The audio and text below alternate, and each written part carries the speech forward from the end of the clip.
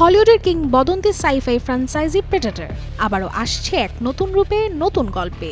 তবে এবার উল্টে যাচ্ছে খেলার নিয়ম।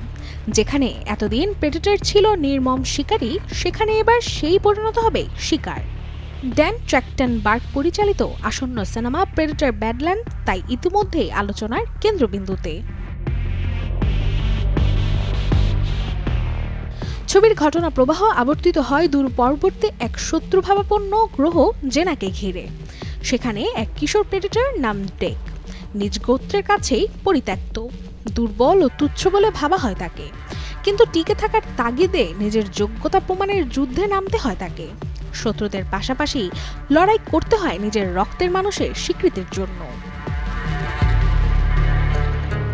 এল ফ্যানিং এবং দিমিত্রিয়াস স্টার কোলোয়া মাতাঙ্গি অভিনীত এই ফিল্মটির বিশ্ব প্রিমিয়ার হয়েছে ৩ নভেম্বর ২০২৫-এ লস অ্যাঞ্জেলসের বিখ্যাত TCL চাইনিজ থিয়েটারে।